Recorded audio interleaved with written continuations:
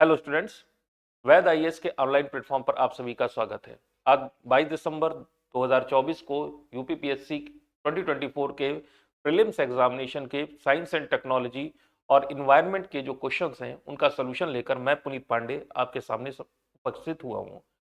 तो जो मेरे पास जो इस वक्त पेपर है उसका जो पेपर कोड है दैट इज DST-F123 और इस कोड में जो पहला सवाल आपका है तो साइंस का इन्वायरमेंट का वो आपको मिलेगा क्वेश्चन नंबर 35 और ये कहता है अंडमान निकोबार द्वीप समूह में निम्नलिखित में से किस कारण से प्रलयकारी प्रवाल विरंजन जिसको हम क्रोरल ब्लीचिंग कहते हैं हुआ है तथा प्रवालों की सामूहिक मृत्यु हो गई है। तो ये जो प्रवालों की यानी कि कोरल्स की जो अंडमान निकोबार में ब्लीचिंग हुई है इस वक्त ये अल नीनो नाम का इफेक्ट है जिसकी वजह से सी का टेम्परेचर बढ़ गया था जिसकी वजह से इनकी मृत्यु हुई है यानी कि कोरल ब्लीचिंग हुई है।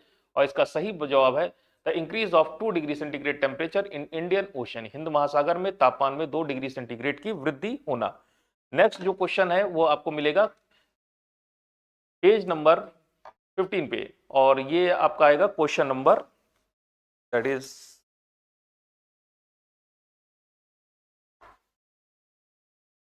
Question number 56। Which of the following statement is not true about ecological niche. तो इकोलॉजिकल नीश या पारिस्थितिकी निकेत जिसे कहते हैं उसके बारे में निम्नलिखित में से कौन सा कथन सही नहीं है, नॉट ट्रू के बारे में पूछा जा रहा है। पहला स्टेटमेंट है number of species become large in ecological niche in a natural ecosystem if resources are sufficient. तो अगर रिसोर्सेज सफिशिएंट है तो स्पीशीज की यानी जातियों की संख्या बढ़ेगी यानी कि ये ट्रू है। दूसरा dominant species occupy extensive and broader ecological niche. जो प्रबल जातियां होती हैं जाहिर सी बात है जो पारिस्थितिकी निकेत में उनको वो ज्यादा मात्रा में अगर ज्यादा व्यापक एरिया को वो कवर करती हैं। तो ये वाला ऑप्शन भी आपका ट्रू यानी सही है। Third option says that dominance of single species become minimum if the resource distribution is equitable in a habitat. तो अगर रिसोर्स या संसाधन पर्याप्त मात्रा में और समान रूप से समान वितरण होता है तो सभी जातियों का प्रभुत्व जो है वो एक समान हो जाता है और जो एकल जाति का प्रभुत्व है वो न्यूनतम हो जाता है यानी कि ये भी ऑप्शन आपका ट्रू है। तो जाहिर सी बात है केवल एक ही ऑप्शन बच रहा है number of species become small in ecological niche if resources are sufficient. तो ये पढ़ने में ही समझ में आ रहा है कि रिसोर्सेज अगर सफिशिएंट है पर्याप्त मात्रा में तो नंबर ऑफ स्पीशीज जातियों की संख्या कम कैसे होगी। तो यही स्टेटमेंट है आपका फॉल्स। ठीक है, तो ये पहला स्टेटमेंट आप आ जाएगा फॉल्स है जो कि ऑप्शन नंबर डी है। नेक्स्ट क्वेश्चन है आपका जो इन्वायरमेंट का दैट इज 58। तो हम चलते हैं 58 पर। Question number 58 and question number 58 says consider the following statement. निम्नलिखित कथनों पर विचार करिए। Scientific investigation depends on commitment to practical ideas. तो वैज्ञानिक जांच व्यवहारिक आदर्शों के प्रति प्रतिबद्धता पर निर्भर करती है। और दूसरा स्टेटमेंट है honesty is particular important in science. विज्ञान में ईमानदारी विशेष रूप से महत्वपूर्ण है। तो दोनों consider the following select the correct answer from the codes given below. Both statements are incorrect, बिल्कुल गलत। बोथ स्टेटमेंट्स आर करेक्ट, सही हो सकता है। Statement 1 is correct, 2 is unpredictable. बिना ऑनेस्टी के साइंस जो है काम नहीं कर सकता, ये गलत है। Statement 1 is correct and statement 2 is not correct. तो ये भी सही नहीं। तो सही आपका जवाब हो जाएगा दैट इज ऑप्शन बी सही जवाब है। दोनों कथन एक और दो सही है। ईमानदारी की भी आवश्यकता है और व्यवहारिक आदर्शों के प्रति प्रतिबद्धता पर भी यह निर्भर करता है। ठीक है, तो सही हो गया 58 का ऑप्शन बी आपका सही है। नेक्स्ट है ऑप्शन क्वेश्चन नंबर 59। इसमें क्रम से लगाना है और जो क्लासिफिकेशन जिन बच्चों ने पढ़ा होगा उन्हें पता होगा सबसे बड़ा होता है प्लांट किंगडम, उसके से छोटा होता है फाइलम यानी कि संघ, फिर आती है क्लास और सबसे आखिरी में होता है ऑर्डर। तो 59 का जो सही क्रम है वो हो जाएगा kingdom, phylum, class and order. Next जो है हम लोग मूव करेंगे पेज नंबर 16 पे।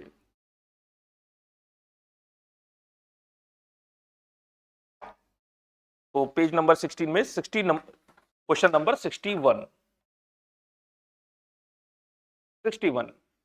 और क्वेश्चन नंबर 61 कह रहा है प्रवाह सॉफ्टवेयर के बारे में बात करें। प्रवाह software it is developed by ISRO, इसका विकास इसरो के द्वारा किया गया।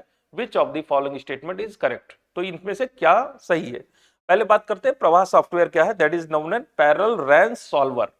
इस सॉफ्टवेयर का नाम है पैरेलल रेंज सर्विस और ये विक्रम साराभाई स्पेस सेंटर के द्वारा विकसित किया गया है, यानी कि ये ऑप्शन सही है।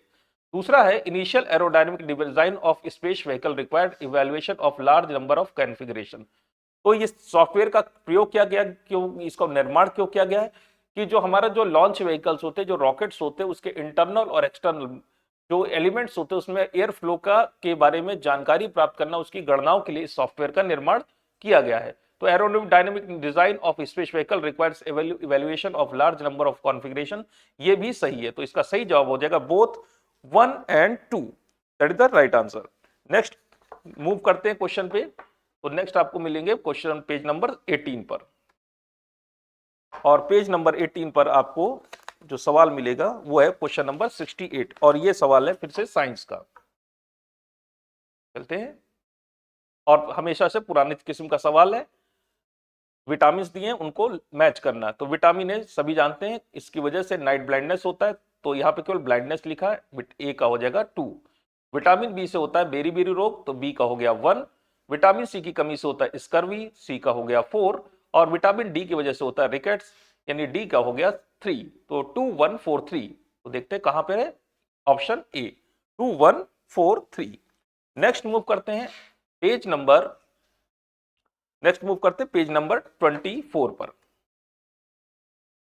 तो पेज नंबर 24 आपका, और उस पर जो आपको सवाल मिलेगा question number 94। What does the Intergovernmental Panel on Climate Change (IPCC) emphasizes regarding the reduction in greenhouse gas emission? तो ग्रीन हाउस गैस एमिशन यानी उत्सर्जन में कटौती के संबंध में जलवायु परिवर्तन पर अंतर सरकारी पैनल किस पर जोर देता है? Gradual and limited reduction are enough, और दूसरा है deep rapid and sustained reduction are essentials. तो क्रमिक और सीमित कटौती पर्याप्त है, जाहिर सी बात पर्याप्त तो नहीं है, और गहरी, तीव्र और निरंतर कटौती आवश्यक है, जो कि ये आईपीसीसी इस पर जोर देता है। तो जाहिर सी बात है इसका सही जवाब हो जाएगा ओनली 2, केवल 2। तो ये रहा आपका क्वेश्चन नंबर 94। नेक्स्ट जो क्वेश्चन आपको मिलेगा वो है क्वेश्चन नंबर पेज नंबर 25 पर, और पेज नंबर 25 पे चलते हैं। और ये जो सवाल है इस बार पूछा गया प्लांट सक्सेशन, इकोलॉजिकल सक्सेशन यानी पारिस्थितिकी अनुक्रमण, और इसमें कई सारे पॉइंट्स दिए हैं और उनको एक क्रम से लगाना है। तो देखिए होता है कि प्लांट सक्सेशन में क्या होता है, कोई बेयर रॉक, कोई नग्न चट्टान वगैरह है, कोई ऐसा एरिया जहां पर कोई जीवन नहीं है, सबसे पहले वहां पर बाहर से जीवन के जो कण हैं, जैसे कि कोई बीज वगैरह, स्पोर्स वगैरह वहां पर आकर इकट्ठा होते, इस प्रक्रिया को हम माइग्रेशन करते हैं। माइग्रेशन के पास वहां पर छोटी छोटे पौधे उगना शुरू होते हैं, इस प्रक्रिया को हम एक्सिस कहते हैं। एक्सिस के बाद जब ये पौधे यहाँ पर काम करते हैं, यहाँ पर जीवित रहते हैं, तो धीरे धीरे ये जो चट्टान है, चट्टान में सॉइल यानी मिट्टी का निर्माण होना शुरू होता है, इस प्रक्रिया को हम रिएक्शन कहते हैं। और लास्ट में आकर जब इन मिट्टी का निर्माण होता है तो यहाँ पर बड़े बड़े पौधे और जंगलों का निर्माण हो जाता है, इस प्रक्रिया को हम स्टेबलाइजेशन कहते हैं। तो जाहिर सी बात है सबसे पहले माइग्रेशन होगा, दूसरी बात एक्सिस होगी, तीसरी बार रिएक्शन, और चौथी बात स्टेबलाइजेशन। इसका सही जवाब हो जाएगा ऑप्शन सी, माइग्रेशन, उसके बाद एक्सिस, फिर रिएक्शन, और फिर स्टेबलाइजेशन, यानी कि पहले प्रवास, फिर स्थापन, फिर प्रतिक्रिया, और लास्ट में स्थिरीकरण। तो सही जवाब है 95 का, that is option C.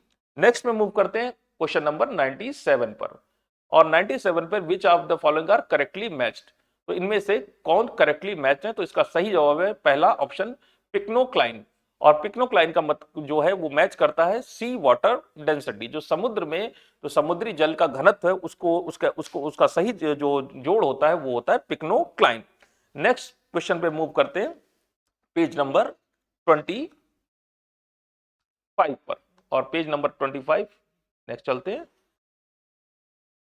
Which of the the content of computer memory which are non volatile when power goes off, तो अगर बिजली की सप्लाई बंद हो जाए तो भी कंप्यूटर की किस मेमोरी से उसके अंदर की जानकारियां समाप्त नहीं होती? रोम, रैम और रैम।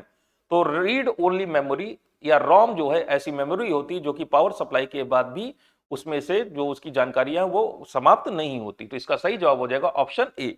नेक्स्ट क्वेश्चन पे मूव करते हैं, क्वेश्चन नंबर 100, और सेंटीग्रेड को फॉरेनहाइट में बदलने का फॉर्मूला होता है C/5 is equal to F - 32/9। ये सिंपल फॉर्मूला है, और इस फॉर्मूले को अगर हम डिटेल में देखते हैं तो इसी को थोड़ा सा बदल दिया गया है।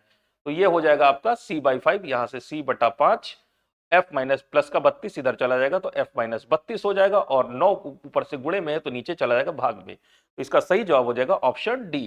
ठीक है, तो इसको अगर आप सही से वापस इसको रीअरेंज करेंगे तो आपको सही ऑप्शन जो है ऑप्शन डी मिल जाएगा। तो 100 नंबर के क्वेश्चन जो है उसका सही जवाब हो जाएगा ऑप्शन डी। फिर नेक्स्ट क्वेश्चन पे मूव करते हैं, क्वेश्चन नंबर 101। और 101 में ये सरल सवाल है, which of the following are not true, जिसमें से कथन सही नहीं है। Nucleus of cell does not play role in cellular reproduction. तो ऐसा नहीं होता है, जब भी कोशिका विभाजन होती है तो नाभिक या केंद्रक का भी विभाजन होता है। जाहिर सी बात है यही पहला ऑप्शन ही गलत हो गया। तो अगर ये गलत हो गया तो बाकी के तीनों सही होने चाहिए। Chromosomes are composed of DNA, chromosome का निर्माण डीएनए से होता है तो सही है। Functional segment of DNA is called gene, तो ये भी सही है। जो डीएनए का जो इकाइयां होती हैं, जो फंक्शनल होती हैं, क्रियात्मक इकाइयां, उन्हें हम जीन कहते हैं। Chromosome contain information for inheritance, तो सही बात है, हम सभी को पता है कि जो वंशागति होती है उसके जो सारे के सारे गुण है वो गुण सूत्रों में, इसीलिए इन्हें गुण सूत्र कहा जाता है। तो सही जवाब, तो ये भी ऑप्शन सही होगा। तो सही जवाब आपका है, जो गलत हो गया दैट इज ऑप्शन ए। निम्नलिखित में से कौन सा कथन सही नहीं, तो पहला कथन ही सही नहीं है। नेक्स्ट क्वेश्चन पे मूव करते, क्वेश्चन नंबर 102। और 102 असर्शन रीजन टाइप का क्वेश्चन है, और ये कह रहा है जो आपका अभिकथन है कि कार्बन डाइऑक्साइड, सल्फर डाइऑक्साइड और nitrogen gases get dissolve in rain water and produces acid rain. तो कार्बन डाइऑक्साइड जब डिसॉल्व होती है तो हमें कार्बोनिक एसिड मिलता है, सल्फर डाइऑक्साइड जब डिसॉल्व होती है सल्फ्यूरिक एसिड, और नाइट्रोजन डाइऑक्साइड जब डिसॉल्व होता है तो हमें नाइट्रिक एसिड का निर्माण होता है। और ये गैसें आती कहां से? Atmospheric air is polluted due to high concentration of gases like carbon dioxide, sulphur dioxide and oxide of nitrogen. तो जब हमारी जो इसका रीजन है कि ये गैसेस किस तरह से इस ट्रेन का निर्माण करती है, तो जो इनका कारण जो है वो एटमॉस्फेरिक एयर पॉल्यूशन, ये इसका प्रमुख कारण है। तो रीजन भी इसका सही है। तो इसका सही जवाब हो जाएगा कि दोनों ही सही है, और आर जो है रीजन जो है इसकी सही व्याख्या करता है इसी ट्रेन के क्रिए। तो इसका सही जवाब हो जाएगा ऑप्शन बी। नेक्स्ट पे मूव करते हैं, और ये सरल सवाल है कि इनपुट डिवाइसेस किसे कहते हैं। तो निम्नलिखित में से इनपुट डिवाइसेस किसके, जिसे हम इनपुट्स को हम कंप्यूटर में दे सकते हैं, वो है आपका माउस, कीबोर्ड और स्कैनर। इसके द्वारा जो है आप इनपुट्स को नीचे कंप्यूटर में दे सकते हैं, तो इसलिए इनका नाम है इनपुट डिवाइसेस। नेक्स्ट क्वेश्चन पे मूव करते हैं। नेक्स्ट आपको मिलेगा क्वेश्चन नंबर, पेज नंबर 32 पे, और पेज नंबर 32 पे एक साथ आपको साइंस के सारे सवाल मिल जाएंगे, और ये सरल प्रकृति के सवाल हैं जो कि पुराने पूछे गए हैं, और ये पुराने पैटर्न के सवाल है। तो देखिए 123 question, the only when that carries oxygenated blood, कौन सी शिरा जो है जिसमें, एकमात्र ऐसी शिरा जिसमें केवल ऑक्सीजनेटेड यानी ऑक्सीजन युक्त रक्त बहता है। सही जवाब होता है पल्मोनरी वेन, शरीर की एकमात्र ऐसी शिरा जिसमें ऑक्सीजनेटेड ब्लड बहता है। दूसरा सवाल है, diabetes is most common disorder associated with, तो सभी को पता है कि डायबिटीज पैंक्रियाज यानी अग्नाशय में आई हुई गड़बड़ी की वजह से उत्पन्न होता है। नेक्स्ट 125 क्वेश्चन में, कोविड-19 पेंडेमिक का मुख्य कारण क्या था? तो वो था SARS-CoV-2। अगर आप सर्च भी करेंगे तो आपको मिलेगा, इसके वायरस का नाम था SARS-CoV-2, that is severe acute respiratory syndrome corona virus strain number 2। तो इसकी वजह से जो है इस बीमारी का निर्माण हुआ था या ये फैली थी। मिल्क यानी दूध किसका उदाहरण है? तो दूध जो है इमल्सन का उदाहरण है। ठीक है, ना ये सॉल है, ना ये फोम है, ना एयर सॉल है, ये इमल्सन है। बेकिंग सोडा का फार्मूला क्या होता है? बेकिंग सोडा का फार्मूला होता है सोडियम बाइकार्बोनेट यानी NaHCO3। नेक्स्ट क्वेश्चन जो है वो है सीपीआर। सीपीआर का अर्थ क्या होता है? तो इसका अर्थ होता है कार्डियोपल्मोनरी रिससिकेशन। जब किसी को दिल का दौरा पड़ जाता है, उसकी सांस रुक जाती है, तो उसको हम सीपीआर देते हैं, सीने पर उसके हाथ रख के, और उसको कई बार पुश किया जाता है ताकि उसकी जो ब्लड सर्कुलेशन फिर से स्टार्ट हो जाए, that is known as CPR. एक बस पहला जर्नी का हिस्सा v1 वेलोसिटी से और दूसरा जर्नी का हिस्सा v2 वेलोसिटी से तय करती है। एवरेज स्पीड, औसत चाल बतानी है। सही जवाब होगा option A, 2v1 v2 upon v1 plus v2, ये है इसका सही जवाब। नंबर नेक्स्ट पे चलते हैं 130 पर, और 130 में plant and animal that lived on land are called. तो जाहिर सी बात है उन्हें जलीय निवासी, अजैविक और जैविक तो नहीं कहेंगे, सिंपल सा सवाल है, उन्हें टेरेस्ट्रियल हैबिटेंट्स यानी स्थल पर रहने वाले जीवधारी ही कहा जाएगा। नंबर नेक्स्ट जो क्वेश्चन है वो है joint between neck joint between neck and head. तो उस जोड़ के बारे में बताइए, उसका नाम बताइए जो कि गर्दन को सिर से जोड़ने का काम करता है। इस जॉइंट को हम पिवटल जॉइंट्स के नाम से जानते हैं। तो सही जवाब हो जाएगा पिवटल जोड़ या pivotal joints. The disease causing micro organism among these are, तो किससे कि हमेशा डिजीज ही होती है। तो डिजीज हमेशा किससे होती है? पैथोजेंस यानी रोगाणु जो है उनसे हमें हमेशा ही रोग होता है। जिसका नाम ही में रोग शब्द है रोगाणु, तो जाहिर सी बात रोग उसी से होंगे। तो सही जवाब हो जाएगा 132 का, that is option A. Number next पे मूव करते हैं 134 में बता रहे हैं रुद्रम ट्रू मिसाइल के बारे में कि कौन से कथन सही है।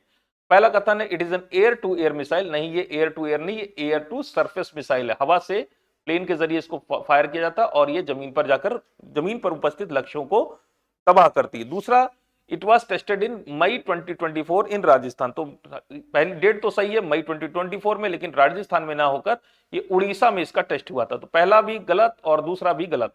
तो जाहिर सी बात है select the correct using the codes below. तो जाहिर से करेक्ट पूछ रहा है, तो ना पहला करेक्ट है ना दूसरा, तो ऑप्शन हो जाएगा ए जो है वो सही है। नंबर नेक्स्ट क्वेश्चन पे मूव करते हैं। नेक्स्ट क्वेश्चन है question number 136। R21 matrix MTM ये कौन सी चीज है? ये वैक्सीन है जो कि मलेरिया के खिलाफ डेवलप की गई है सीरम इंस्टीट्यूट ऑफ इंडिया के द्वारा। तो ऑप्शन इसका सही हो जाएगा ऑप्शन बी। तो ये रहे आपके सवाल जो कि आपके साइंस एंड टेक्नोलॉजी और इन्वायरमेंट एंड इकोलॉजी के जो है इस यूपी PCS 2024 के पेपर में पूछे गए हैं। ठीक है, तो आज के लिए इतना ही, बाकी मुलाकात होगी नेक्स्ट क्लास में। तब तक के लिए धन्यवाद।